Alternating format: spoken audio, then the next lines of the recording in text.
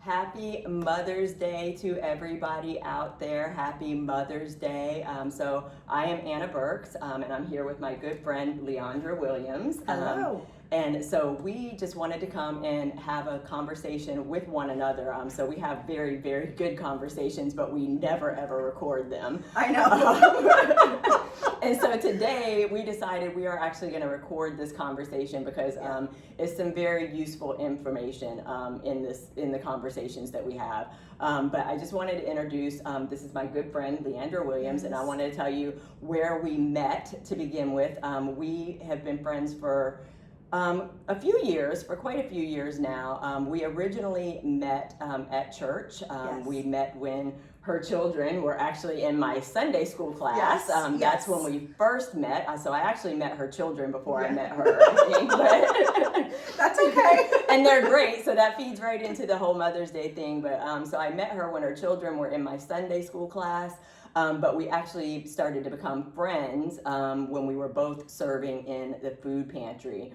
And it was also during the season and during the time when I was writing my first book, and I had no idea what I was doing because that book actually started as a letter to my children. And so as I was praying for my own children and I was writing that book, the Lord is just very good at sending people into your life that are praying for the same things that you're praying for, and that are doing the same things in their life, going through the same things that you're going through. And so as I was writing that book, I found that our conversations, that she would be asking me to pray for some of the same things that I was already praying about. Very aligned. We've been very aligned. Very aligned. And ever since that day, it's kind of even been the same. So we're the type of friends, and I hope I'm accurate on this when I say this. We're the type of friends that we don't talk every day. We don't even talk every week or sometimes even every month. We can go long periods of time without talking to each other. But when we do talk to each other, it's usually at very strategic times in life. She is my friend that I pray with. She's my praying friend, and I say that not lightly. I don't say it in a way that, oh, she's the person that I call for prayer. I say that in a deep way because the way our friendship kind of has aligned is that when I've been praying for very sensitive issues in my life that I wouldn't necessarily be public about, or that I wouldn't go to just anybody to pray with, or even people that even know me closely might have preformed opinions. But it started out, our friendship was based in prayer to begin with, of just us praying for one another. And so over the years, even in seasons when we haven't talked, when a situation hits your life that's very sensitive, she's the first person that I'm going to call because she's going to, her empathy is just through the roof. She is very gifted in empathy, and she's going to pray for you like it's her own child.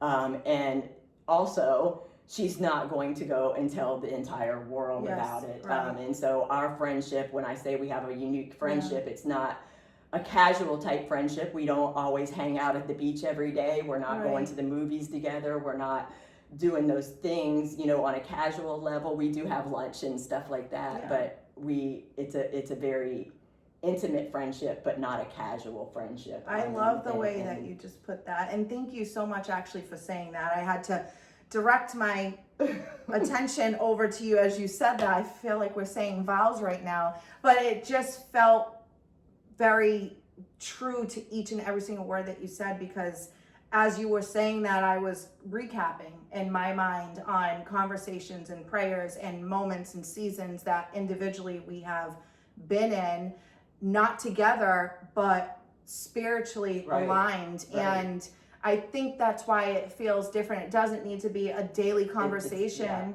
And I think it's the support and the understanding and the want so bad for each other to be good, right? Because I know how much you love God, and I know how much you love your children. I know how much you love doing your missionary work and all of the work that you do, whether it's in your books or you do your daily devotion. I just feel like what you do daily and what you give out, sometimes you need that extra support when you call somebody to just say, can you pray with me. And when you have that other person that you're asking to pray with you want there to be intention that they want good for you. Well, and I also know that you're not going to stop praying when that phone call No, ends. I don't. That you're going to pray for me that day, and you're going to continue to pray for me Yes. until we talk again. I know. Even though we might not talk again for another week or two, I know that you're continuing to pray for me until we talk again. And that prayer didn't end when. And I check back in, and I'm like, how are you? Because God puts on my heart, and I'm sure he does it with you and with other people that are watching right now. You know, when you have that random thought, you are not doing anything that should remind you of that particular person. But when it's, you know, put on your heart, why did I just think of Anna? It's because in that moment, Anna is probably going through something, and you need to reach out as moms, as friends, as sisters. And it's also because of that spiritual alignment. So when our friendship grew, when Leandra actually wrote a book, and she published that book. You helped me so much with that, Anna. And so I feel like that's just another, again, God has just woven our friendship to where we come together at very strategic moments in life. And so when she wrote her book, part of that same spiritual alignment, and one of the reasons why we actually opted to record this conversation is because I feel like both of us are called to be messengers, to angels. Yeah, in a way. But to a population that is struggling to some degree. Absolutely. And that's one of the reasons why we decided to talk on Mother's Day, because Mother's Day can be such a happy holiday, as it should be. And it's very fluffy, and it's very flowery, and it's very springy. But looking at your dress, I'm like, it's very flowery, and I'm not Mother's Day dressed. No, you are Mother's Day. Every mom is a different dressed up mom, and I feel like you walked in and I said, she looks so much like a mom, like she was showing up for the job. I was like, she's so springy, I was thinking, oh, it's Mother's Day. It's springy. There's flowers. It's fun, but we both showed up, and that's why this conversation is so important. Exactly, and that's why I think when it's the spiritual alignment, because I feel like we're both called to minister to people who are in hard situations. And again, that's why we kind of decided to record this Mother's Day, because Mother's Day is so fluffy and so flowery, but not all of Mother's Day is fluffy and flowery. And even as a mother, it takes you through a lot of different seasons in your life. And some of them are fluffy and flowery, and some of them are not. And so we kind of, over the past few days, have been talking about like our first Mother's Day and what it was like to be a teen mom, because how old were you when you had your first child? I had Elijah. I just turned 18 when I had Elijah. So I was pregnant while I was 17. It was my senior year of high school. And my first Mother's Day was very, very pregnant. I was very, so you were very actually still in school when you were pregnant. I was still in school, and they wanted to relocate me to a different school because I was getting bigger, and it obviously, especially, how old is Elijah now? He's 19, so he's going to be 20, so almost 20 years ago, and that was very frowned upon, right, to be young and pregnant, and it wasn't something that was a great role model. So they, encouraged me to go to a different school where all the other teen moms were, and I remember that encouragement though wasn't very encouraging. No. Though. So when we say that they encouraged me to go to another they wanted school, to separate. They really discouraged me. And again, that's what I said. A lot of mothering was not very fluffy, like you said, they would call it encouragement, but how encouraging really was that? It wasn't, and I think I was really, really wrapped around not being that statistic of what a teen mom looks like, or what somebody frames you into that box, whether that's being a teen mom, a single mom, whatever the case may be, a mom that's married. There's just so many different versions of motherhood and what that looks like, and it's really the real hood that I call this motherhood. Really it's a real hood. So I think for me, I just wanted to stay where I was supposed to be at that time, and I kind of was on this mission to prove everybody wrong on just like what the statistic looks like. And when you're given these, I don't want to call it an obstacle, but when you're given this objection, so to speak, where you come into battle. What it is, because sometimes motherhood can be an obstacle. So no, let's call it what call it. It was an obstacle. And not that not that Elijah was an obstacle, right? And that's what I don't want to be misunderstood. Not that he himself was the obstacle, because we all love Elijah, but being a mother, did place obstacles in your path. If you were in sports or anything like that in high school, you had additional hurdles that you had to jump over. Absolutely. Like there were let's call them what they are. The encouragement was an obstacle. Right.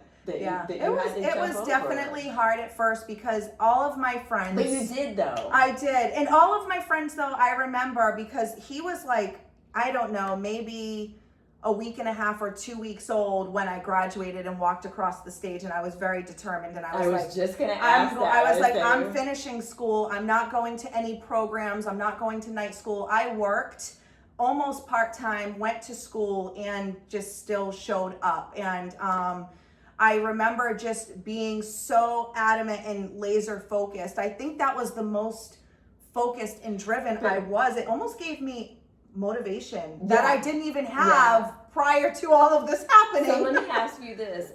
So your dedication in school, as far as, finishing school, and like you said, you wanted to almost like prove a point that I can do this, I can be successful. Right. And I look at you now in your life, and you are very successful. She's a realtor, she's an author, she's a mom, she is she's a community liaison, she's out here in the community, she's advocating, she's doing a lot of different things out there. So you're very successful. So when you say being a teen mom almost gave you the fuel that you're not going to be that statistic, that you're going to be even better.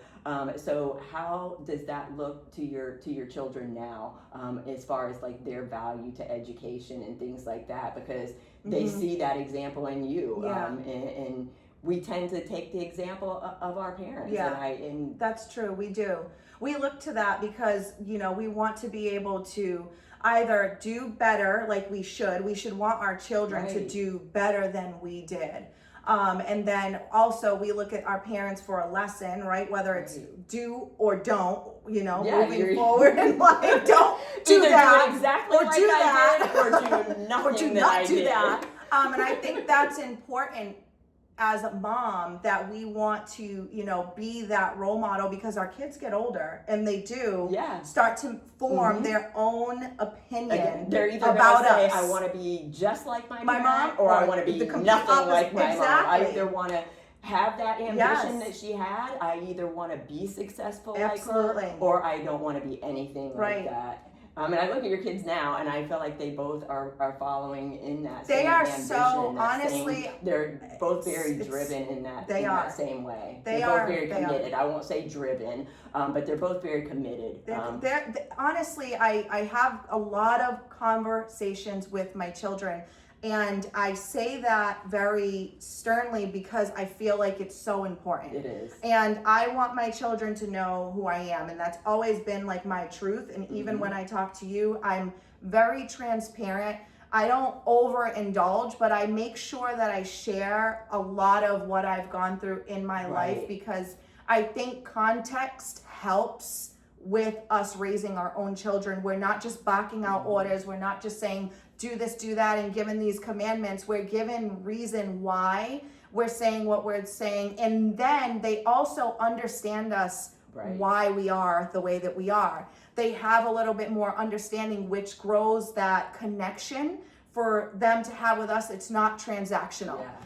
So for me, the kids, I will say, they are completely opposite of who I was when I was a child. And it always makes me emotional, because I feel like I was blessed in that way, and I almost feel like I should have gotten, like, not karma, but my mom, I really gave her a run for her money, and God completely blessed me with such amazing children. So for them to be so receptive and open and wanting to talk to me and willing to, take my lead in most things, and I do allow them to give them, their own opinion, but I will say that I'm very blessed that way. Last night we had Donna here from church. Oh, okay. She came Oh my gosh, I haven't seen her in a good little minute. and I freaking love her. And me too. they surprised me and came in with Diane James, who is nice. like, that must have been a great conversation. oh If I my could get a fly gosh. on And that they like wall. texted me like, are you home? And it was like 7:00 at night. And I bring this up because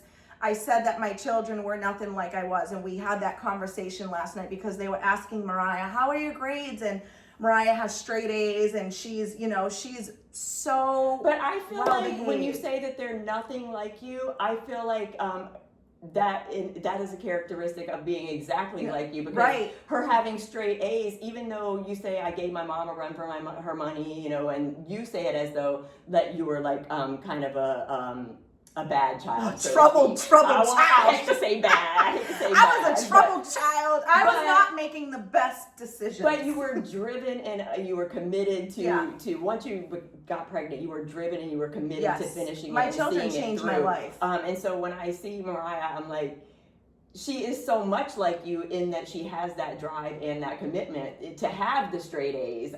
So basically, she's taking the best part of Yeah. you She and moving it absolutely forward has. without the obstacle. And Donna so pretty you much had said to have that. the obstacle Yeah. in order to push you Yeah. forward. Yeah. And she's taking the best part of you and moving forward Perfectly without the said. obstacle. Perfectly without the said. obstacle. And that's what And we that's want what for you our want. children, right? We want that for our kids to like, yes! That's what we want. That's what we want. But Donna That's what said we that. wanna She get to. corrected me and she goes, no, that's who you were, but not who you are. And she corrected me in that moment that I still attach through my children Right. who I was, what I didn't learn when, what I didn't know when I was younger, but she corrected it in that moment. And I thought about how badly we still attach ourselves to past does. tense versions It of does. ourselves.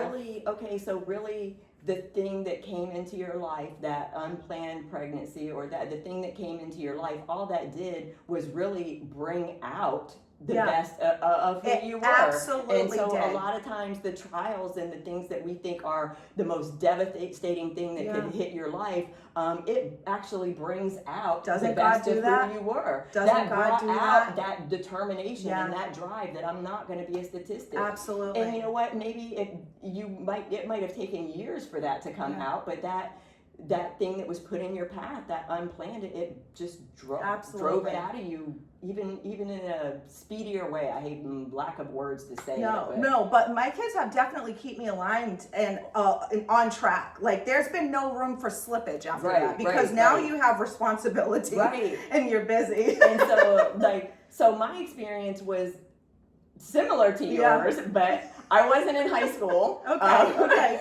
But I did have a peer group that was probably maybe even worse than a high school peer group. So I will say that because I had, when I got pregnant with Patrick, I was 19 years old. Well, I was 18 when I got pregnant. I was 19 when he was born. Yep. So almost as one year after difference. you, because he was born in January, and I turned 19 in November. Yep. So I was 18 when I was pregnant, and I turned 19 right before he was born. So we're like 1 year apart in that. But the difference is that I had already graduated from high school, and so for me, but the same kind of thing, like I almost had the same type of determination when it came to graduating high school, even though I wasn't pregnant yet at the time, because I was the first person in my entire family to ever graduate from high school. That right there is everything. So you already felt like I got this in the bag. But did I you gave feel my that mom way? a run for her money. Okay, I'm like, well, did you feel that way? You No. feel like you have that. No, not at all. No? So let me even tell you. Wow. So if I could even rewind just even a couple seconds before that. So the only reason that I had that high school diploma, or that I was the first person in my entire family, and I do mean generation upon generation, to graduate from high school, but that was only because of the determination of my mother. She said, my kid is She graduating. did. She had your determination. She was like, no, You're graduating. You're not going to be a statistic. This is The not one happening. thing you're doing. And literally, she said that because when I was in high school, I was the bad kid. I skipped school all the time, but I had straight A's. I was a straight A student. I was on the honor roll. Wow. I looked very innocent, but I also was the person who skipped school and went to the beach. I was the person who. At least you were going to the beach. Yeah, like I mean, didn't have time to be at school. That's an none of excused it. absence. I was the one who was never at school. I would go to school and just turn in my work and leave. Wow. I would turn in, get counted here, turn in my work, and I would leave for the whole day. And so when it came down to time for me to graduate, I almost didn't graduate from high school because I had so many unexcused absences from skipping school. Gotcha. And my mom literally, they wanted me to be expelled and come back the next year to graduate, even though I met all the other requirements, because again, I was an honor roll student. And the reason I got away with skipping class is because people would just look at me and say, oh, she wouldn't do that. She's a straight A student. She's the honor roll. And so I would always get away with it. But in the end, it wasn't matching. It wasn't yes, matching. but in the It wasn't end, how matching. do you know that always catches up Yes, with you? It it always does. catches up with you. The things that you think you get away with in this world, they do catch up with you. Absolutely. And it caught up with me right before my graduation. And my mom was that advocate that went right to the Board of Education. She wrote letters and said, Good for her. no, you can't do this to my child. You're making her a statistic. She's a straight A student. And she went back in our family. Good for her. To say that the generational poverty that had existed and that all the work that had been done, and you cannot do this, and you're categorizing her. And it ended up, my mom has your determination. And so I did walk with my class. That is amazing. I got my diploma, and when I walked off the stage, I literally handed it to my mom her. Good and for said, you. "Here, this is Oh, you you're just the gave one that me wanted chills. it." Because that's such a good feeling when we push so hard for Yeah. our kids, and then they get to that point, and that's why a lot of times our children's success, it doesn't belong to us, but it makes us feel good because we put in the work to make sure And that she they did. were And she did. they And got she through. was that mom that Wow. she had tried everything when I was in high school. Don't get me wrong. She had tried, grounding me and everything to the point of I'm gonna go sit in class with you. Oh, yes. And it all didn't work. I still just had other things to do. But I had other stuff to do. But because of my mom, because of I her love that. determination, yes, I was the first I love person in my that. family to graduate from high school, to walk across that stage. But I asked you about your children because of that, and me because my children have both graduated from high school, and even Patrick, even though in his senior year he was having a lot of problems, to the point where he actually was getting expelled from school, but that same thing, because he remembered me telling the stories of my mom's determination for me to have a high school diploma and how important that was in our life, for us to have a high school diploma, that when he was actually presented with the option by me, because I was kind of tired of fighting the system, and finally I just said, you know what, just get a GED, just do whatever you want to do. But he said no. That was when he said, no, I don't want a GED. I'm going to graduate. And so he actually made up I want to say 2.5 years of schooling in 1 year. He entered into a program to where it was like a distance learning kind of, before distance learning was a thing, to where you Did you in that moment get that trigger from your mom, and did it bring you back to that point in your childhood of your mom trying to get you to get your high school? And I almost felt and then it's deja vu, but it's completely different because now the roles are reversed. Exactly. And now you have your child doing what you did, and then now you're in the mom role. Yeah. And but now I didn't take the fight. I didn't take the fight. My mom took on the she bull was by like, the I am horns. picking and choosing my battles. Right. My mom took the bull by the horns, and she went full force. Me, I was like, whatever. I don't care. I don't have time. That's okay, but it got done because he didn't need you to do that. He had that. Also, for my son too, the thought of me giving up on him, I think, is what produced the determination. Because for him and I relationship, and he will say this, in his own mind, like for him, the stability of our relationship is that I know you'll always be there, that you're always gonna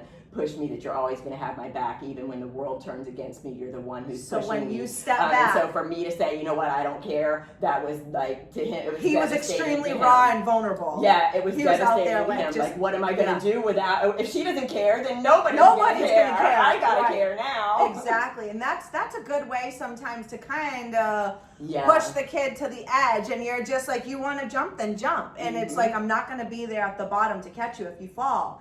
But it made him get out his own life reserver, though. It made him say, good, though, because it made him think of you know what, my grandmother wasn't willing to accept this, you know, from my mom. Absolutely. My grandmother wasn't willing to accept that, and he has high respect for my mother too. And so that just kind of produced that. No, if it was important to her, then it's important to me. No, I want my diploma, and we have that diploma hanging on the wall to this day. Right on the wall. Put it in right the there frame. on the Put wall. it right there. Right with all the rest of them. Because how many years ago did he graduate? Oh gosh. Well, he's 34 now, and he graduated when he was 18. And it's still on the wall. Yeah. Like that's still on a lot of walls. But it's still out. It's still out. Yeah. And it's still present, and it's still a moment of dedication, perseverance, and seasons that we go through to get to these plaque moments, right? Yeah. Because there's so much involved, moms, as we go through these seasons with our children. There's so much in between before we actually get to that, whatever that is. And then you get to that point, and it might not even feel like it's supposed to feel, or you might not be what you think it's going to be. It might feel completely different because the battle wounds that you have carried to get to that point, they kind of, you know, you're wearing them in a sense. But I love that you kind of, that's like, that's very paralleled in a lot of different ways. So I love that. So my mom kind of pushed me into that, but then shortly after I graduated from high school is when I got pregnant. Because then I was like, I walked down off the stage, I handed her the diploma and said, now I'm going on with my life. Here, you kind of got your diploma, and now I'm moving on. And I actually did move out of my house, out of my parents' house. Right out from high school. Like, matter of fact, that same summer, I graduated from high school, and I moved directly out on my own. And I got pregnant shortly after that. Like I said, I was 18 years old when I got pregnant, right after I graduated from high school. And so at that time was when my mom and my stepfather, my family was just starting to go to church. They were just entering the church, because when I was a child, I got saved as a child at 9 years old. I went to church with my neighbor on the church bus.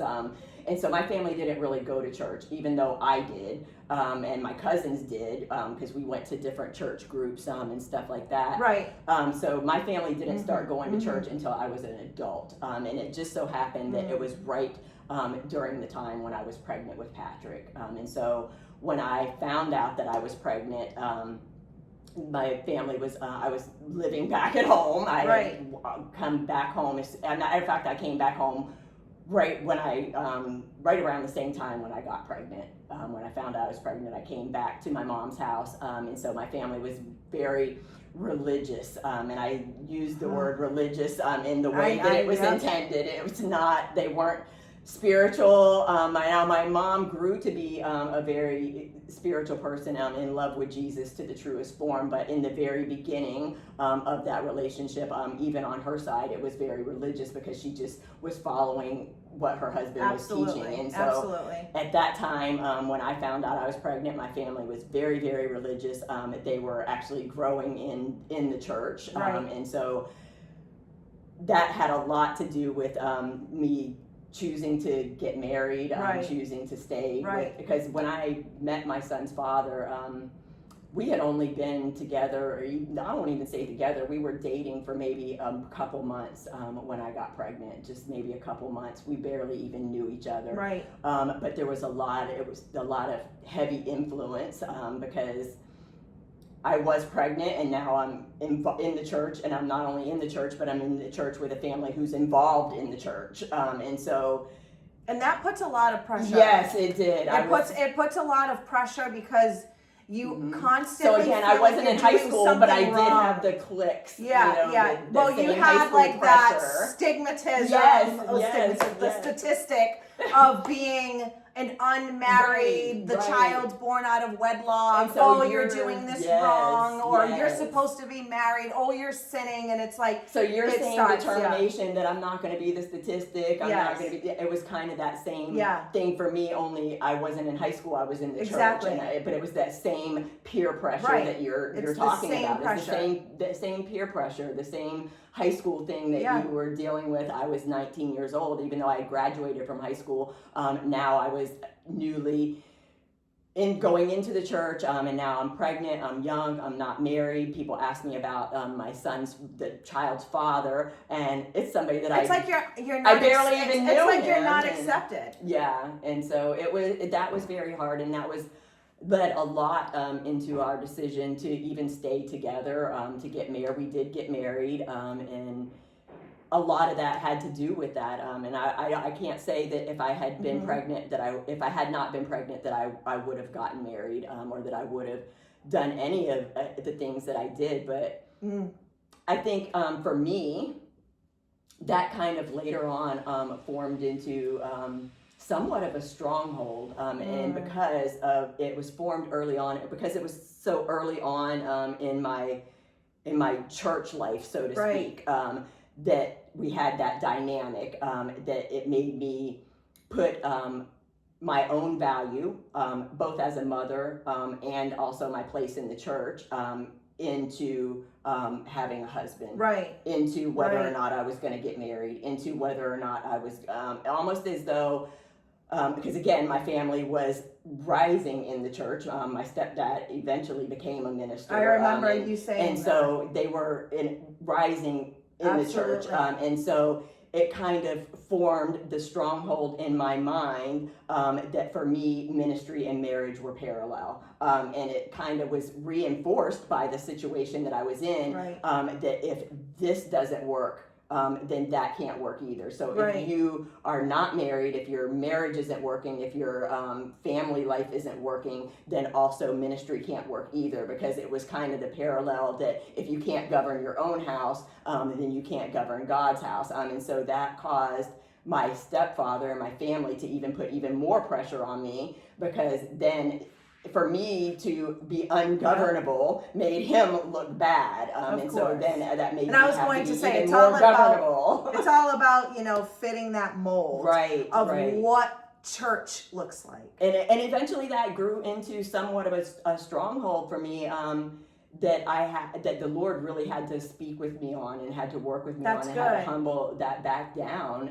That's good. And let me to find my own worth, outside of the church, but also outside of motherhood as well, because I found a lot of my worth in the very beginning, both in motherhood, in ministry, and in marriage, and to me they were all combined into one ball that just kind of weighted my spirit down. It weighted my soul down, and I don't think I ever fully even examined that weight until after my husband died, until after he was gone, and then I was parenting a child who didn't have a father, as a widow, a very young widow too, because I think I was only maybe 29 years old when he died. I wasn't even 30 years old yet, because he was just barely 30 and he was a couple years older than me, so I wasn't even 30 years old yet.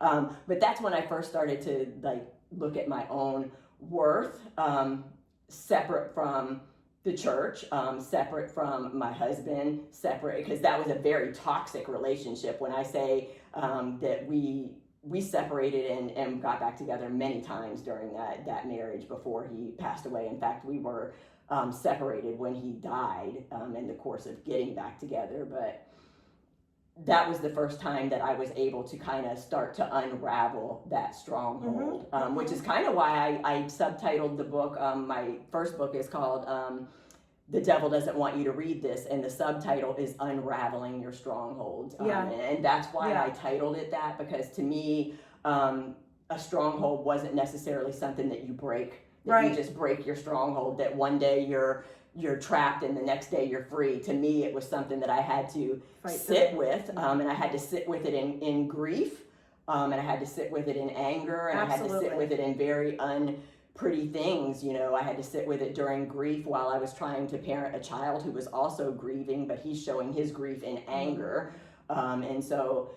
But I had to unravel those strongholds. I had to bring them down to where I found my worth now in the Lord and in Jesus. And that even if all of these things, and praise God, my son is still alive. He's still here. But in that grief of mourning his father, I had to come down to the core of my relationship with the Lord, was that even if my husband was gone, even if, God forbid, my son was gone, even if the church was gone, even if my mom was gone, even if none of that was there, that I was still anchored in the Lord, that Jesus still loved me. I still had worth to Jesus. He still valued me, no matter what any of those people or situations thought of me, and even if those situations and people didn't even exist, that Jesus still had value. That is so important. And he still loved me, and it wasn't until no circumstance in your life. But I had to endure those circumstances in order to know that he was with me in all of those circumstances. Through all of that. So no circumstantial, and that's what I call like circumstantial faith or circumstantial belief or whatever it is. It depends on what you're going through, on whether or not you're going to accept and feel that love from God, or be anchored in him, like you're saying, or to be, I call it like a Jesus-centered, like no matter what you're doing in your life, like everything that branches from that should be from your connection. Because to me, it was the one thing that nobody could take away. Absolutely. Because I felt like I was in a season where I was constantly losing things. Like I was losing things all the time. You lost security. To the point where I almost lost myself. Yeah, you lost a lot. To me, when I say I anchored my soul in Jesus, I had to find the one thing that nobody could take away. Absolutely. Because I felt like everything else can be taken away. That I was that nothing was secure in my life. That I was always subject to losing something. And I think when his father died and I was trying to parent him through that grief, while I was also grieving myself. And when I say grieving, I was grieving in a different way, because I was grieving some regrets. I was grieving things that I didn't handle in right ways. I was grieving the toxicity of my marriage, but also a marriage that I loved, a person that I loved, even though it was toxic. And so in sitting with all of those losses and all of those grief things, that's what kind of produced that same type of determination that you were talking about, that I wanted to hang on to the one thing that nobody could take away, and that I wanted to find out pour as much into that relationship as I could, that I wanted to know more about Jesus. I wanted to know more about that relationship. I wanted to almost just be immersed in it, because it was the only thing that brought me any kind of peace. And so at that point, right after he passed away, that is when I just really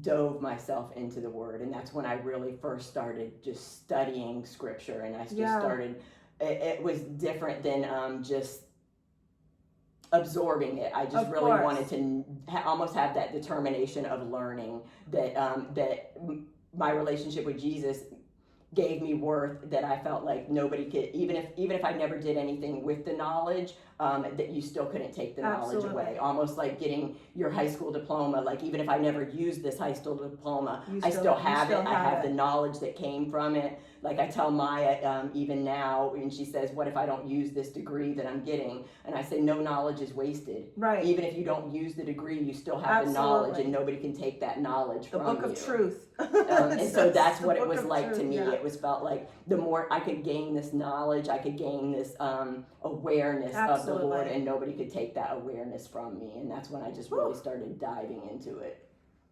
So our beginning hoods of motherhoods. It wasn't pretty, but it produced the most beautiful thing about me, though. And it produced the most beautiful thing about you. Absolutely. And I can see that, because just even when you're talking, I don't even just see a mom. I see a daughter, I see a mom, and I see a wife. And I think those are the many hats that we wear. Yeah. We fill so many shoes. So Mother's Day, you're never just getting the mother. No. You're never just having the mother show up at that moment. Well, She's because being every a daughter, mother, and a wife, yes. and a sister, and a friend, and a woman. And a woman. Yes. Just being a woman is enough in itself. Like, just who being a signed woman. us up for that? Women are emotional. They are. We are so emotionally driven, and I try to keep that as reeled in as possible, because there is so much that can go wrong if we just ride it out on our emotions. Ooh, yes. And our emotions are the most important and most sacred thing about us, I would think, but it still needs to be in somewhat of a control and filtered through such different Yes. lens Yes. in life, because I read about the women in the Bible, and I'm always so like impressed by how submissive they were. But for the you know most what? part. Okay, but we're not even get into the thing about submission. But I want to. We're not even get into it. We're They're not going just to go so there. We're not I gonna feel go like there. they were told something, and they like always just did it. There was no talking back. There was no questioning. It was like they just But did I only it. have one. Other than one. We won't talk about. No, I only have one thing to say to that. I only have one thing to say to that, because the verse that comes to my mind is the Bible will tell you that when the rubber meets the road, like my mom would say, when it comes right down to it, when you are in the when it's crunch time, the Bible will tell you Yeah. to go get the weeping and wailing women.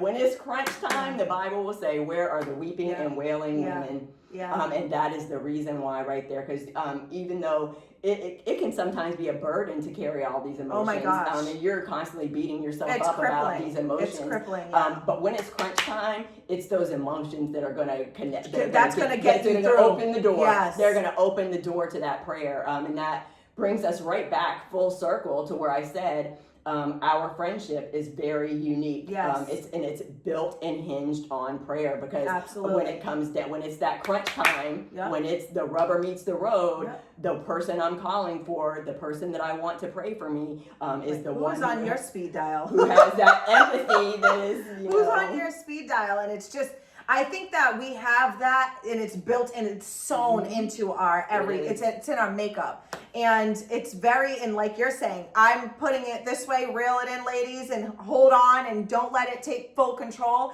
And Anna's like, but when it needs time, like, Right. don't let the necessary occur. She's like that. But when the we say necessary dig does deep- occur, no, we're not reining it when in no you're more. digging deep, that's Yeah. what that's actually Yeah. what is coming out of Yes. you. So to on be an able to everyday persevere. basis, we are constantly reeling in those emotions Yes. and keeping them in check. Keeping them in and, check. And Keeping them you know, in check. keeping those emotions in check. But when it comes down to it, when the necessary does occur, When the necessary occurs. when it occurs, no, we are going in full I force love it. in prayer, and we I are love going to it. pray. And you know what? And everything I think that we've come together in prayer about, we've seen turn around. Oh my gosh. I don't think that I could say a failed praise report that we prayed about. No, I've never even thought about that. And that's crazy. You're I absolutely don't think I've seen right. a failed praise You're report. I think every absolutely single right. time that we have called one another for prayer, a couple weeks later, we have also called back with a praise report. I recall being in the car loop with Anna one time,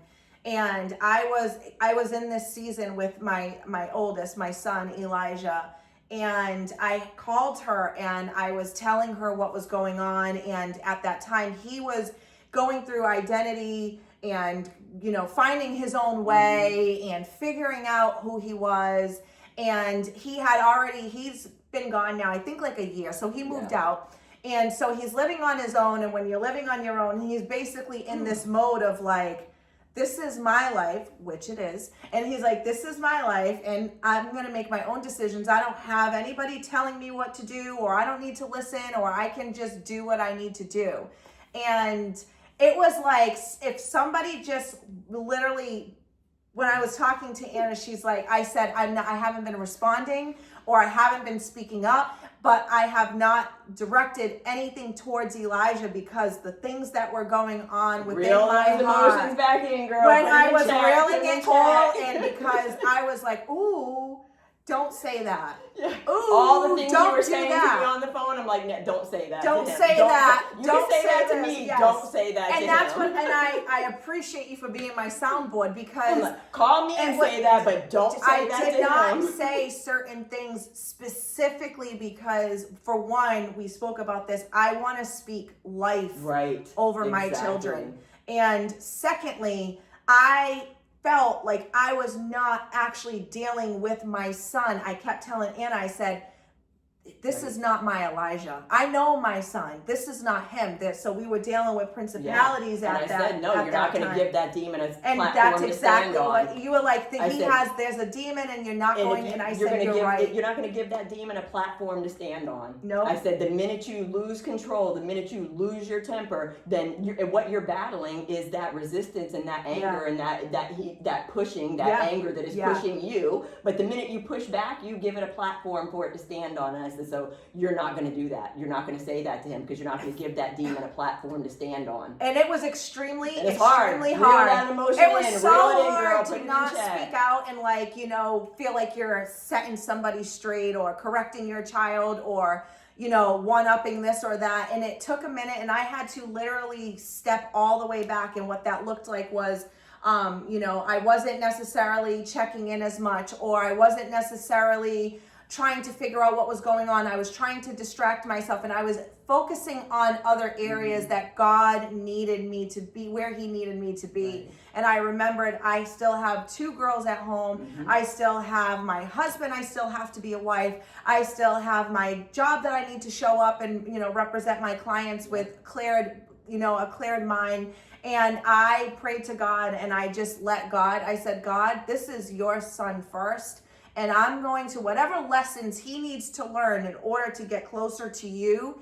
I may not like that, but we're not our children's savior. We cannot save them. We can intervene. Jesus is our savior. We can intervene. We can pray for them. We can try to protect them. We can try to guide them. We can try to give them our wisdom, but we cannot save them from whatever God is trying to use in their life at that moment. And for us to keep getting in the way while we're trying to be a mom, I came to this crossroad, and I was being challenged at that very moment in real time. And Anna literally brought it out and just was like, okay, girl, here are your cards. This is what you got. And this is what's in your hand. This is what's in your hand. You can't play this. You got to move this. You got to save this. And this is what we did. And honestly, so weeks later, I remember you called and you said, how's Elijah? And I was like, oh my God, it's like night and day to what I was dealing with. You know what? And in that conversation, and I remember that conversation, I remember it very well.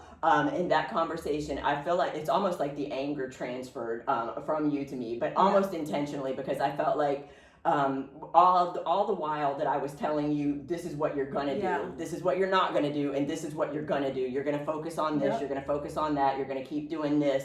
But the things that I was telling you not to do almost came to me like I felt like I was angry for you. Like when I'm telling you, don't be angry, don't show your anger, reel in your anger, don't be angry. I felt like because I'm telling you not to be angry, I was angry for you.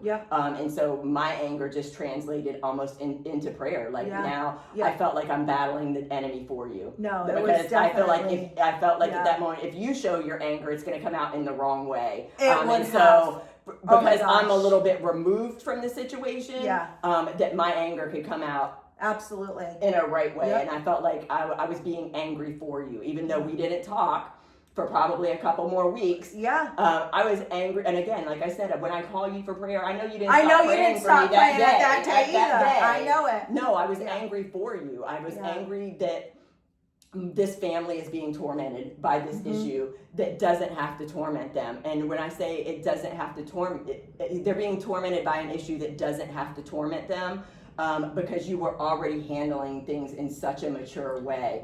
Both of you. You had already crossed this bridge. The devil was bringing back something that you had already crossed. You had already crossed this bridge in a very healthy way. And so this was just the enemy bringing back up something that had already been dealt with. It was you know, different level, different Right. devil, they say. Right. It's just a different, you know, it's just a different way. The devil uses the same stuff And so over and I over was and angry over. for He you uses because I felt like, recycled yeah, stuff. like you have no right to torment them No. with this. You have no right to bring this Yeah. back up. It's already been settled. You have no right to bring this back up. And I felt like I was angry. It for kind of you. came in and out. Now that it felt like it felt in the moment like it was longer than what it was. Just the daily emotional. But it and wasn't just- though, but because when I look back on it, it was only a few weeks. It was not too long. It actually, my son, we actually came back together, and he had acknowledged and taken accountability. I had acknowledged and taken some accountability. And now we're at such a great space, and we actually grew from that whole situation. Yeah. So again, I always feel like God, like that, just because you are a believer in the Lord or your faith is there, it does not protect you from the evils of the world. Unfortunately, we are here in flesh and we are living in this earth, and we have to continue to see that light. And I always say God will test you, but the enemy, he will try to like when you have a desire. It's almost like you're being, I can't even think of the word that I'm trying to say right now, but it's two different things. And when you put it through that filter, you can tell if God has you in that moment and he's testing your faith, or if he's trying to teach you a lesson in that moment and there's something to be learned. And then you have the enemy who's trying to get you to do things against what you're supposed to be doing in order to lead you off of the track that you're supposed to be on. And in that moment, there was both of that. That it's just, it's and just those are both the of those times that are things. the most, that are the hardest. And I think I talked about this even this morning in my devotion, that we like to think of it like light and dark, like night and day. We like to think about good and evil. But some situations have good and evil in them both at the same time. Like there are some things that are both good and evil are both in that situation. And as you're walking through it, it's hard to determine which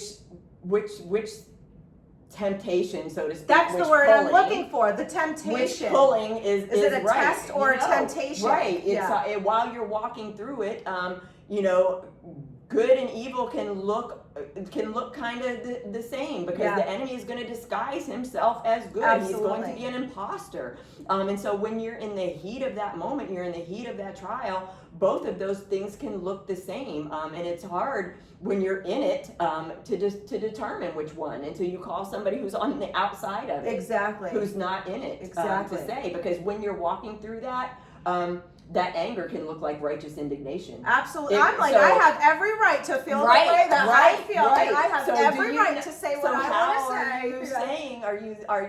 How is it that I determine whether I'm being angry in a bad way, angry in an evil way, angry where the devil's going to have a tool to use this anger, or if I'm or that crack, or anything, or if I'm standing my ground in a righteous indignation when I hate the things that the Lord hates. And you know, when you're walking through that situation, those things can look very similar, because the devil can tempt you to say just what you said. No, I have a right to feel this way. I have a right to, and that's that whisper. Right. Can you believe they did that? Or, and yes, you do have a right to feel that way, but you can't say it. No, you do have a right. We're not going to dismiss the feelings, and we're not dismissing the fact of the real life things that go on in our day to day. So let's not confuse that. But it did produce the best, again, in the same situation. That God was birthed pretty much out of that whole situation. Because I was going to say, it wasn't maybe. So after we came out of that situation, it was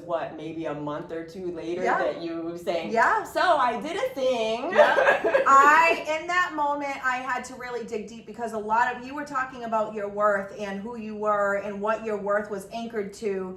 And I know that for me, in that moment when Elijah kind of was doing his own thing, and then I have Mariah who's turning 16, and then Nyla who's 7, I remember sitting on my patio, and Nyla was jumping into the pool. And she was like, Mom, look at me. And moms, they got the cannonball, and who got the biggest splash and all that cute stuff. And I was being triggered because she almost has an identical voice to my son when he was younger. And I realized how much time has passed since when my son was 7, and now here I am, and he's, a grown adult. And now I'm trying to figure out, where is my self-worth? What is it tied to? Yes. Because I felt so much like everything I worked for, from being in high school and fighting to be complete opposite of what everybody said I was going to be. Everything I worked for, everything I built, everything I fought that unraveling, for, everything that unraveling. I poured and sacrificed, real sacrifice. And I'm just sitting here and I'm like, and I felt like my son didn't care.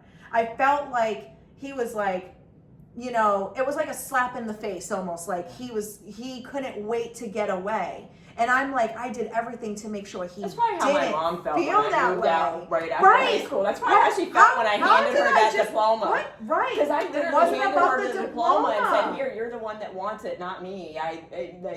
That's Did you ever even think that way? I never thought that. I'm sorry, because now you're going to be processing that all night. Now I'm gonna have some emotions. I know you. And you want to know what? It's good for us to be able to look back and because your mom's not here now, so you can't call her and say, "Hey, I'm sorry that I." You know what? I never thought 50. that. 53. I'm 53 years old, Mom, and I want to let you know I'm just now realizing this. That I made you feel bad that day. That is the grace that we have to give our children. We're still reflecting on things from our childhood with our parents, with our moms, our dads, that we are still in our grown self 50-something, almost 40. And I'm still before the Lord saying, teach me. I'm still the child before God saying, teach me about my own self. Teach me about my own self. Just when you think you know who you are. My children are grown, and I'm still going, teach me how to parent them.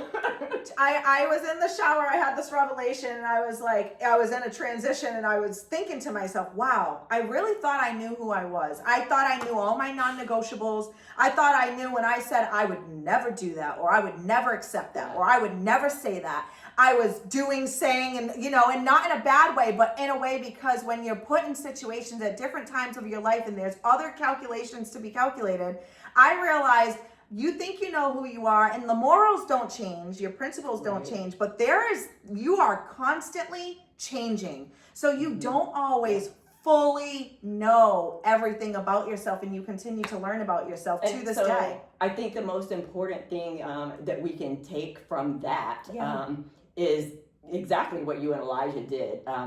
And I guess, and you know what, when I think about it, I'm really this way with my children too. And we've talked about this many a times. I think the best thing that we could do, or that we could take from all of that, is to parent with humility. Because like I was talking about when I was 19 years old and having my first child and my parents rising in the church, there was no humility in that situation. It was like, we know best. This is what's best. You need to get married. Grace. You need to do this. These are the boxes. These are the qualifications. These are the boxes. Just start checking them off. And so there was no humility in that whatsoever. Right. But when I look at you, and especially in your relationship with Elijah, that parenting with humility, to say, you know what, I'm going to need you to have patience with me during this situation. Absolutely. Just like you're asking me to have patience with you, I'm going to need for you to have patience with me as a parent. Absolutely. That this is something that I haven't dealt with before. You're my oldest child. I don't know what I'm doing right now. Absolutely. Even though you're an adult, I need you to have patience while I process this. Absolutely. And I think that. And I asked him that. I specifically, those were my exact words to him. And that produced, I think, just such a closeness in your relationship. It produced such a closeness that even when you came later on, that when it brought itself up in the form of anger, I think that helped him even to process that, because even when you were not speaking to him and you're not expressing that anger, I think that humility still played through into that conversation. Absolutely. And that's why it resolved itself so quickly, because I think we still can't, he still in his mind probably went back to that same, that my mom has always parented me with humility, that she's very authentic. And so for her to not speak right now, just says more than your words could even have ever said. For you to not speak to him probably carried more words than anything you could have ever said to him. And it Anna, carried more weight. I'm never quiet.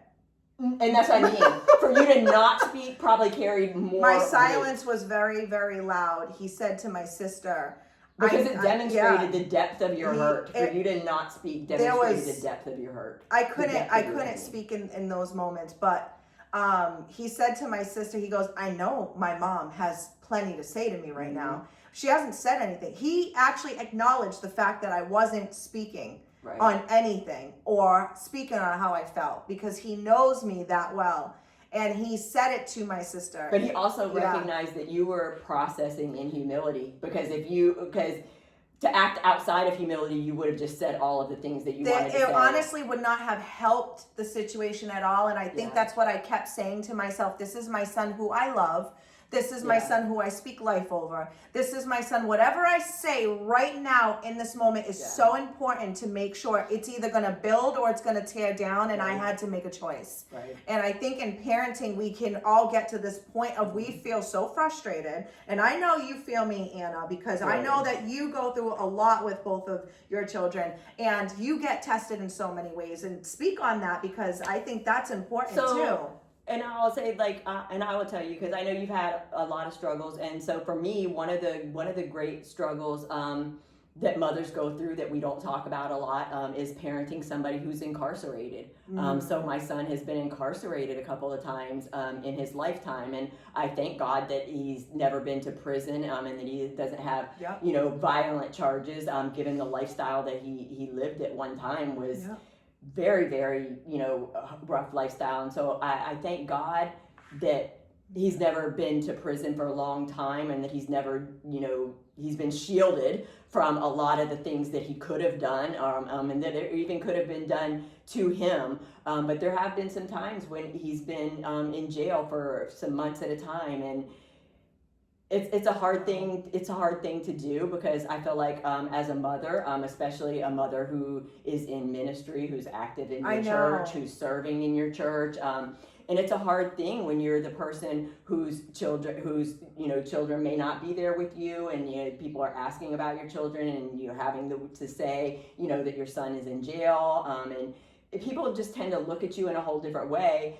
And even if they don't, you perceive that they do. And so it kind of goes back to that unraveling of that stronghold. I was going to say, it brings you back to that moment. It brings you right back to how they looked at me when I was pregnant, how I was almost, I won't say forced to get married, but just, it brings me right back to checking the root. boxes. Right, you're not checking the boxes. So now here you are trying to. So you can't be a godly woman if you're not checking these boxes, right? The devil be the first one to tell you, how am I praying for this woman right here and her son, and your son is in jail? How are you qualified to pray? The devil will bring these things right to your mind if you would come and ask me to pray for you, the devil will tell me, who are you to pray for her? See, I look at it the opposite. Your son is sitting in jail. The fact that you still show up, the fact that you still go to church, the fact that you still believe, the fact that you still have faith, the fact that you still pray, and the fact that you still show the light in so many areas in your life, everything you do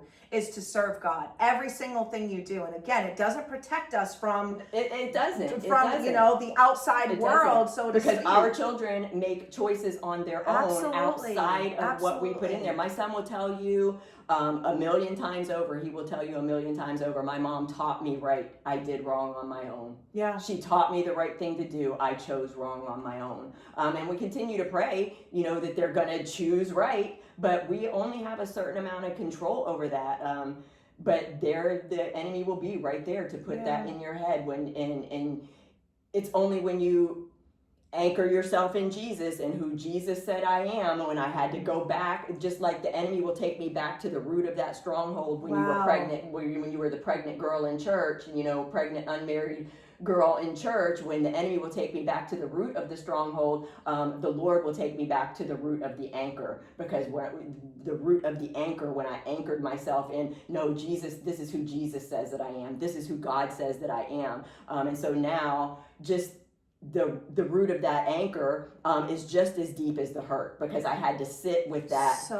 When I was sitting with it, unraveling it in the hurt, it made that well deep. Absolutely. It made it deep because you're sitting with it and it hurt, so it made that well just as deep as the hurt. The well that carries the hurt and the well that holds the healing. I had to dig it just as deep. I had to dig this well just as deep as that one, so that when I'm years later down the path, and my son's 30 some years old, and he's in jail, and I'm called to pray for people in different situations, and the enemy will bring that back to my mind and say, who are you, to do call this? You unqualified. Call you unqualified. The enemy is trying to take me back to this well, but I have to let God take me back to this well. So every time he takes me to this well, I have to choose to drink from this well. He will put me over here at this well, and I have to make the choice to drink from this one. And eventually one of those wells are going to run dry. Yeah, and it ain't going to be the Lord's. One of those wells are going to run dry, and I can put my life on that, and I cannot wait for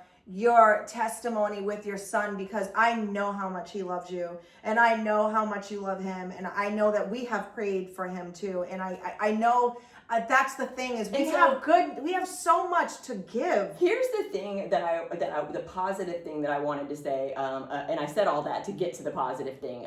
To parent a child who's incarcerated, it actually is a very positive thing.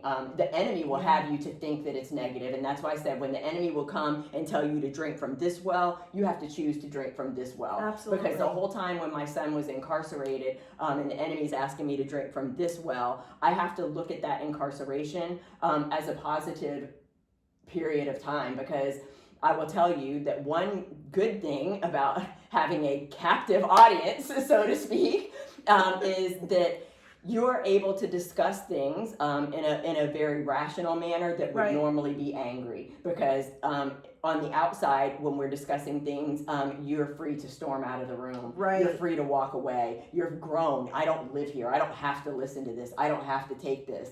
But when you have a captive audience, it's easier to talk about some of the things that are in those strongholds, and to unravel some of the things. Like we've talked about some of the things that happened when he was very, very young, 3 and 4 years old, and him having night terrors and just things that we would never talk about, that he would never even want to even discuss in, I won't say real life situations, but in situations where you have the option not to. You have the option to walk away from this conversation. I have the option not to unbury this. Right.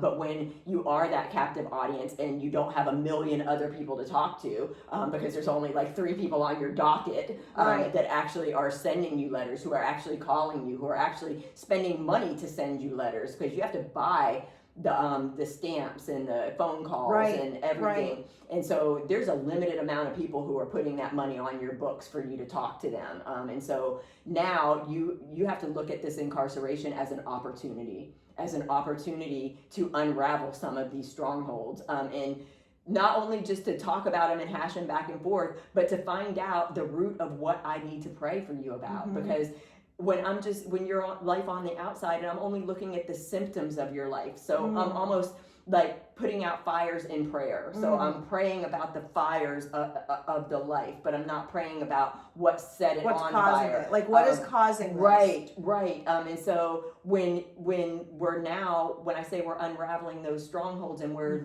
looking into these issues, and we're talking about it, not for the sake of hashing it out, because I'm not going to hash it out with him. Right. Just the same as I told you with Elijah. You're not going to hash it out with him. We're going to hash it out in prayer. Right. I'm going to take that right into the enemy's camp and take back what he stole from me. Because now I know that what the root of your bitterness is, what the root of your anger is. And so now I can take that in prayer. So that's one thing that's positive about parenting somebody who's incarcerated. That's good. But I think it's important that you have a takeaway. Yeah. I think it's important that you're able to because try to find and dig through the mess, and like literally just picture yourself digging through a pile of crud and you are looking because like for you, I didn't want to be gem. the one that just laid down in the situation. I'm not going to be the statistic. No. I'm not going to be the one who just lays down in the situation. I want to be the one who, even though this bad thing is happening, I want to take it. I want to make the best of whatever I can do with it. Even though this bad thing happened, I want to try to bring the glory out of it. I want to try to bring God's glory out of it. And also, there's him and I actually learned together, because my son, I love that. he does a lot where he used to have a podcast actually, and so he's very interested in like tech type things and things like that. But there's actually an app, the Pando app, which broadcasts into a lot of different jails, but Land O'Lakes in specifically, and it broadcasts only Christian content. Wow. Only Christian content. You can, and so in that. There's a lot of different stuff. Like I could look at certain ministries that I follow automatically already, that I know these are wholesome ministries. And so, like for example, Social Dallas. I had been following them at that time for a couple years because I took Maya. Me and her went for her 18th birthday to Dallas to go to their Social Girls. And Maya went to the altar for the first time by herself in a room of 1,000 people. And if you knew her, that's amazing, because she's such the shy person. She's very quiet. She wouldn't even go to the altar in a church of 20 people, but she would go in front of thousands. I think if you have thousands, you have the odds of less people maybe paying attention to you. Well, no, but also the content matter, that you were in good space. We were in very good space. Good. She felt good, and even what the content matter was about. Taylor had talked. She was very authentic about her own battle with anxiety and things like that, and so it was a very authentic room, even though there were so many people. But I say that only to say that by him being in jail, it made me look at, okay, which ministries do I follow that I know are good, that broadcast on this app, that I could say, okay, this is who you need to watch, this is who you need to follow. And like I could say to him, follow this ministry, listen to what Robert Madu is saying, listen to this sermon, and I could look at different ministries that are broadcasting on that app, that I could almost hand feed him content that I thought would help him. Like you're cherry picking for him, so he's not getting the wrong thing and then not being interested in carrying on to something else and still not being captivated in that moment. Exactly, and also things that I know are going to speak to him as a person, because first of all, my son, he's a comedian. He both professionally and otherwise. Like he's just always been that class clown in school, the one that got in trouble. That's a way that a lot of people deal with a lot of. It is the way that he deals with trauma in his life, because some of the trauma in his life has stemmed from very young, his very young childhood, and so even through school, he's been that class clown. I had him in anger management, which they taught him how to deal with his anger, in different ways, and comedy was one of those ways. So he's always been the comedian. So when I'm picking ministries for him to follow, one of the reasons why I would pick Social Dallas is because if you've ever watched Robert Madu, he's kind of a comedian. Yes.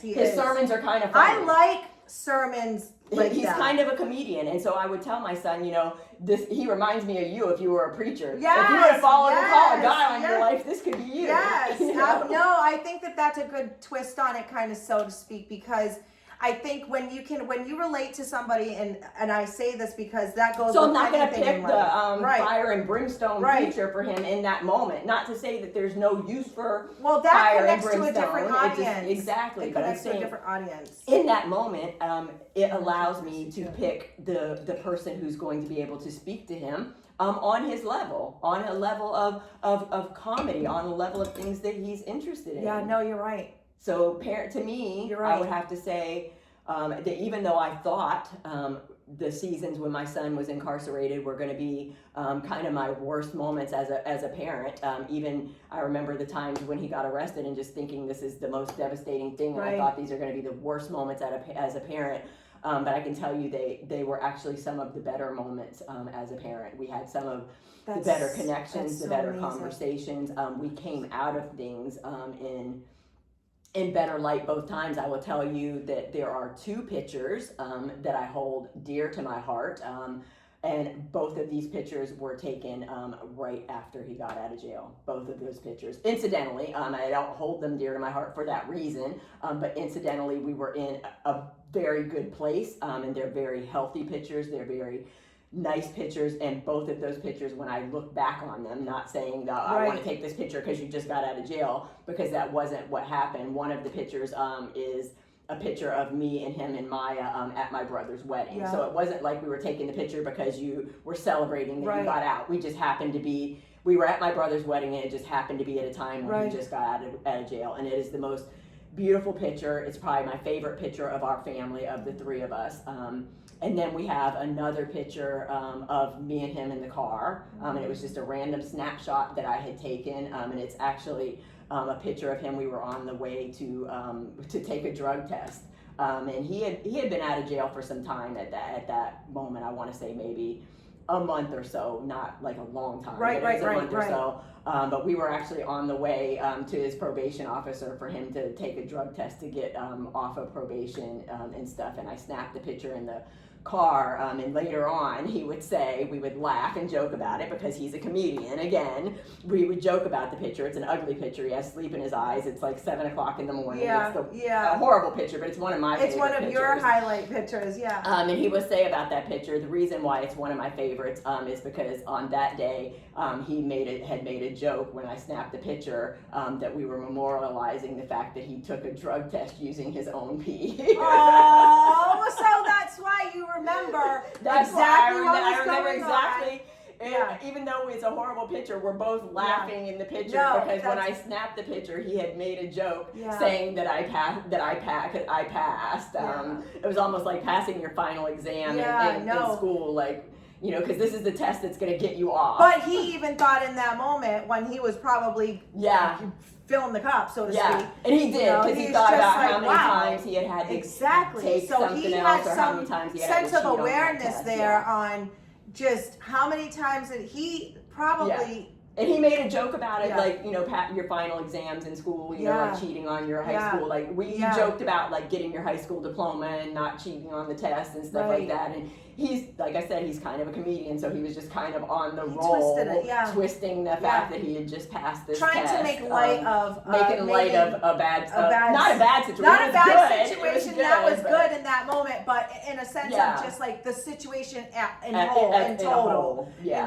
And I think that the fact that he can do that and you can still kind of chuckle and still have that moment, and that's still your favorite, you know, highlightable moment. It's still worthy of. Those are the two favorite pictures that I have of me and him together. They're two favorite pictures. And I said that only to say, like I said, the things and like you said, the seasons that we thought were going to be the hardest seasons actually produced the best things. I agree. In both of those pictures, we were in such a good place in our relationship. We were, and when I say in a good place, we've very rarely been like at odds to each other, but we were just very able to talk. He was receptive, and I was receptive to him as well. I was in a place where I was, like you said, parenting with humility, like that I don't know everything about your life. Like just because I don't do these things, just because I don't live this, you know, life, I don't know everything about your trauma, and I don't know everything about the toxic things that are inside of your spirit and that are inside of your soul. Just like he doesn't know, you know, how I felt when I was pregnant with him, and how he doesn't know, or what struggles you went through. He doesn't know the root of my strongholds, just like I didn't know the root of his strongholds. That even though we've coexisted for all of these years as, you know, parent and child, there are roots of things that he didn't know about me, and roots of things that I didn't know about him, even though I was right there in the house with him. Absolutely. No. You know? And so I say that only to say that we look at incarceration as a bad thing, but as a mother, we can choose to drink from this well, or we can choose to drink from this well. Absolutely. No, we're all dealing with different, you know, especially when you have multiple children.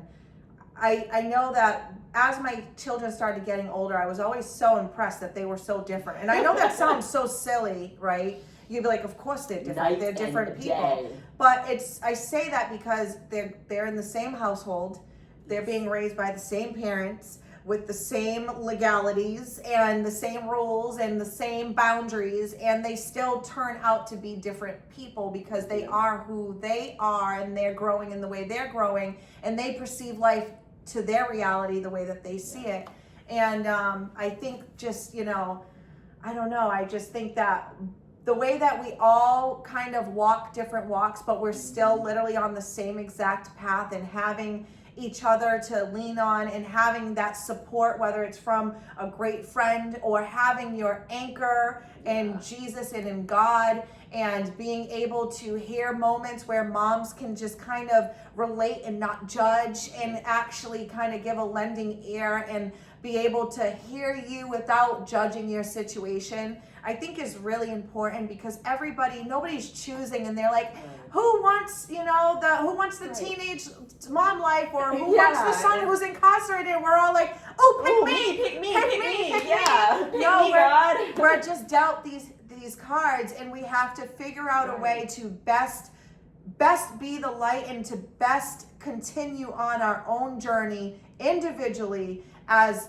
children of Christ, to continue to lead the way. Because even if we were not here tomorrow, our prayers and what we did and our work and what we've sown and whatever seed we have planted, that will live on beyond us for generations to come. And it's so important to remember that. And that's why I think we really just wanted to do this today, because again, like you said, nobody is out there raising their hand to say, I want to be the mom of somebody's incarcerated. I want to be the teen mom. I want to be the one who's going through this hard situation, but at the same time, on Mother's Day, we wanted to take the time to encourage the mothers who are in hard seasons, because motherhood is hard. It's the hardest hood you'll ever go through. It is. It's the toughest hood. The toughest hood. It's like you got to go in, and nobody leaves out here. I don't care how old you are. You never stop being a mom. When you sign up, you don't know what hood you're going to be living in. Just because I'm living in the suburbs when I sign up doesn't mean that it's not going to take me through the hood. I know. Or vice versa. Just because I was living in the hood when I signed up doesn't mean that it's not going to take motherhood. It's not going to take me to the suburbs either. And just because I was in the church when I signed up doesn't mean I'm not going to be a parent outside of it. Doesn't mean that I'm going to be parenting children who are inside of the church all the time. Or if I wasn't in the church, it doesn't mean that I'm not going to be parenting children who are. And so when you sign up for motherhood, when you get that test, and when you first sign up and you say, okay, I'm going to sign up for this journey, you don't know what house you're picking. Absolutely. This is the house that our body, we say our body is the temple. It's the house of the Lord. But when you sign up for motherhood, you don't know what house you're buying. I know. Like, you're a realtor. Imagine buying a house that you've never seen before. Nobody inspected it. Nobody inspected it. Nobody knows whether it works. No warranty. No return. Can't return it. Nothing. Nothing. You don't even know. I didn't even look at a picture on the internet. I don't even know what it looks like. It could be ugly for all I know. It pops out and you're like, all right. It could be an ugly house for all I know. I didn't even know. I didn't even look at a picture online. That's where the unconditional love comes in. Like, well, I guess I'm just going to fix it up. That was good. Oh my gosh. Do you see how many real estate references you can have? I'm just saying, and that comes down to, like, when you wrote your book, it's based on, let God, but it's based on building a foundation, building a life with God in the same way that you would build a house. And motherhood is that same way. Again, you're taking possession of a house, of a temple, of somebody's temple of God. You're taking possession of a house that you don't know anything about, and you have vowed to, no matter what goes wrong with this house, that I'm going to fix the roof, I'm going to fix the floor. If it's unlevel, I'm going to lift it up. If it's, I have needs vowed to be touched up. If it needs a little TLC, if it needs a little bit of cleaning. I have vowed that if it develops a sinkhole, I'm going to pour concrete into the foundation. We're standing up. We're standing on firm foundation, and Moms, I just pray for all of us to just continue to stand on firm foundation. We're going to unravel our strongholds and stand on firm foundation. Is what we are doing. So I hope that everybody was encouraged by this on Mother's Day. I hope that you take, if nothing else, that you just take a little bit of laughter, because that is the best medicine. My son will tell you that. Yes. So if nothing else, I hope you take a little bit of laughter from this, that you are encouraged on this Mother's Day, even if you are mothering somebody who is in a hard season of life. There's no instruction manual on your house, and you are doing a good job. Just dig that well in the backyard and dig it deep. Yes. Get connected with Jesus. Season. We'll get through it. Reach out to another great mom. Yep. Talk to somebody. You know, have a prayer partner. Have a prayer party. So just make it a whole thing. I don't like calling you my prayer partner, because that's so like you're not my friend too, but you're my friend and my prayer partner. Like the person I would call on to pray, and I love you for that. That's an important thing to have. That means a lot to me. That's very sacred to have somebody want to call you to pray with them. I take that. I'm very honored for you to say that, and I think I say that because the prayer it's very authentic, because you're not praying. You're praying from a place of humility and authenticity. You know, and it's very authentic. And so if you don't have somebody in your life that you can pray with, I would urge you to, first of all, take that to the Lord. Take it to the Lord and ask the Lord to please place somebody in your life that you can pray with, that would be a friend to you, that would pray with you authentically. And again, this might not look like somebody who you're going to the beach with every day, that we're not lounging in each other's kitchen every day, but when the rubber meets the road, when it comes down to it, this is the girl I'm calling. And speaking of calling, she is open for calls, because she is an author and a speaker now. She is open for speaking calls. If you would like to have Leandra come and speak to your women's group, to your church, even to your business meeting, because again, she is a realtor. She is out here in the community. She's a mother. She is a lot of things. She's wearing all of the hats. And so just building a good life. Yes, I thank you. I thank you so much, because as much as you have said that I'm a good call for a prayer partner, I feel that way about you, but I also feel like you are so supportive. If I even leak a little bit of something, of just a thought to Anna, I feel like you have been like, we're going to water that seed, because you believe in me, and I believe in me, and I really appreciate that. That's what we need, moms. We need people that believe in us. And when I say that, I mean you see and I don't stop believing in you when things get hard. That's you see past the outer shell. Just like we do as mothers.